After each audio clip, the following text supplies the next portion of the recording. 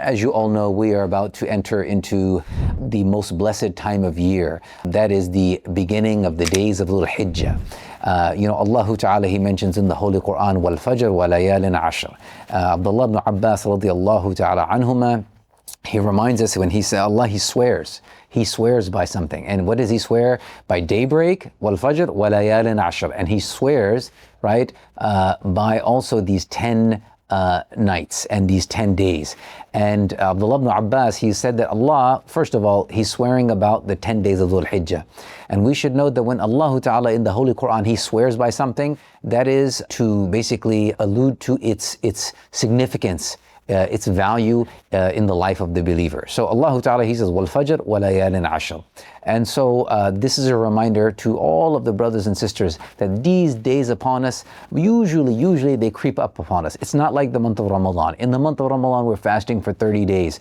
And so Eid and the 10 nights of, the last 10 nights of Ramadan, they don't creep upon us because we're sort of preparing, and then we have the last 10 nights of Ramadan. But when it comes to the days of Dhul Hijjah, that's not the case. People are oftentimes busy with work, school, other things. They're not thinking about it. The weather is good, and then all of a sudden Dhul Hijjah starts. So the purpose of this short video or these reminders is to maximize the opportunity of these blessed 10 days. So these days of Dhul Hijjah, they're also the end of the year, because after the days of Dhul Hijjah, then we have Muharram that will start.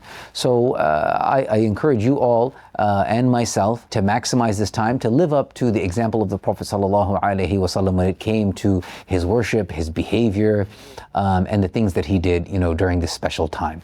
So first, I guess I'm going to go through and mention some of those things. One of the habits of the Prophet sallallahu alaihi wasallam was that he would fast during these days, and this is a great opportunity for a Muslim to basically fast by abstaining, imsak.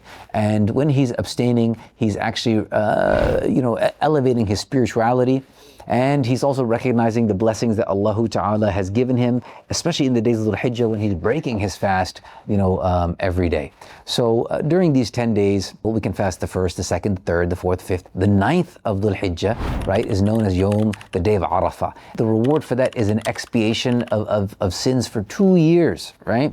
So it's a very special day of fasting, and this is the day that the Hujjaj are on the day of Arafah, at Arafah, and they're making dua to Allah Ta'ala. It's a time when the Hajj season is basically, not only is the Hajj season occurring, but the Hajj itself is nearing an end.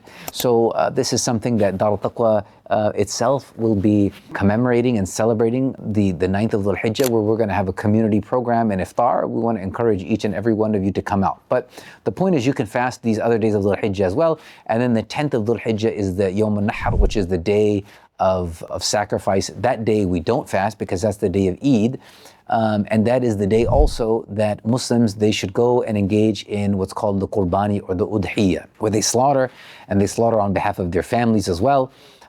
This is, the Prophet ﷺ had mentioned that for every hair of that animal, there is a reward, right? There's a good deed for that. So a man, he should find a healthy animal, a cow, a goat, a sheep, and he should slaughter that. If he can, if he has the ability to do so, he should do it himself, right, on the day of Nahar. And he will receive a great reward for that. If he's not able to do that, of course, he can appoint somebody to do that. The Prophet ﷺ himself, in 1 year, he did 63 animals. If you think about that, the slaughtering that the Prophet ﷺ did on the day of Nahar, right? So this is a great form of ibadah to Allah Tabarak wa Ta'ala.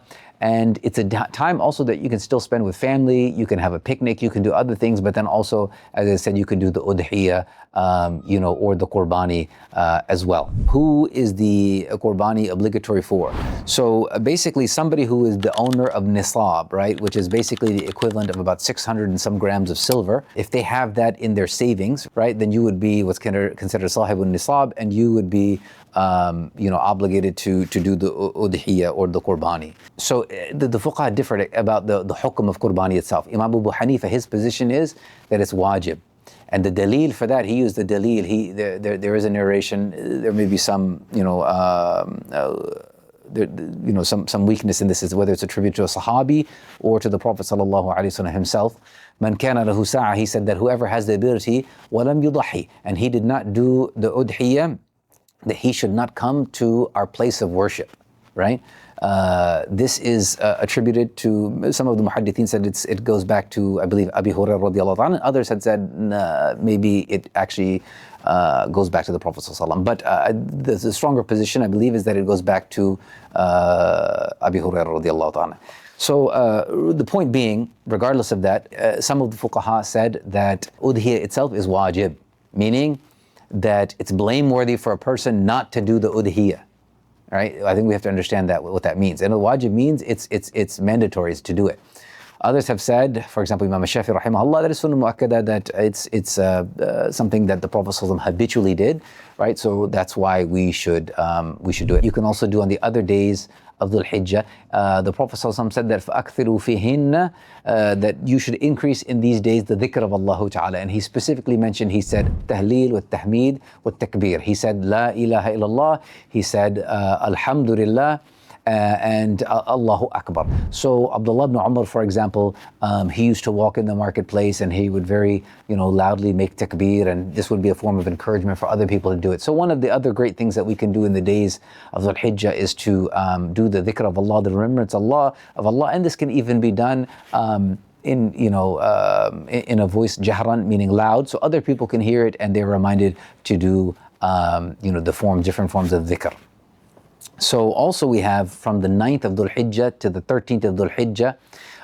When I mean 9th, I mean from the time of Salat al-Fajr, which is the day of Arafah, the 9th of Dhul Hijjah, from Salat al-Fajr until the 13th of Dhul Hijjah, Salat al-Asr. That is 23 different times, right? After each obligatory prayer, a person, he should engage in takbirat, right? And these takbirat are done aloud. So Salah, of course, obviously, you want to maximize the prayers that you're making.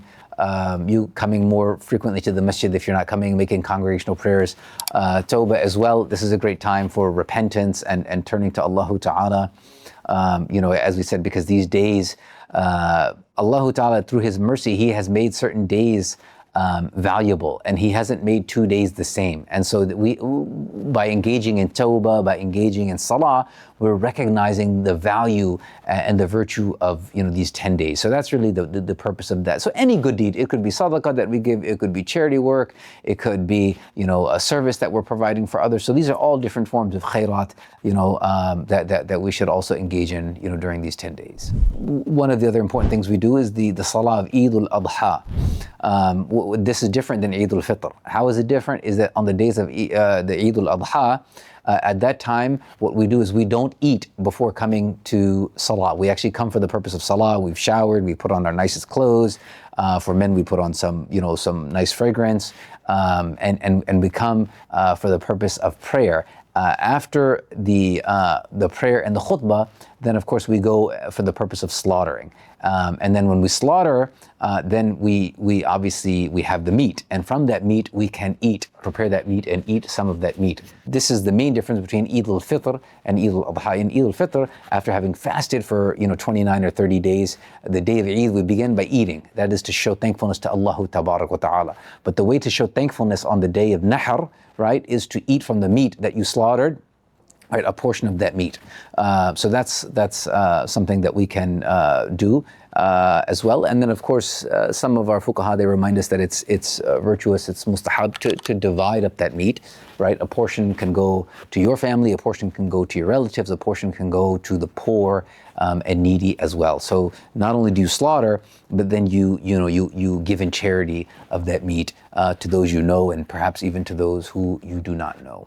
Other great sunnahs of the Prophet sallallahu alaihi wasallam on especially on the day of Eid include that when you're going for the purpose of prayer, you go in one direction. When you leave, you come from another direction. And there's many reasons for that. One reason could be, this is what many of the muhaddithin mentioned, it could be for the purpose of giving many forms of charity. It could be for everyone around you and the earth itself giving testimony that this person engaged in righteous deeds, including the remembrance of Allah out loud, because again, we're still doing dhikr and takbirat.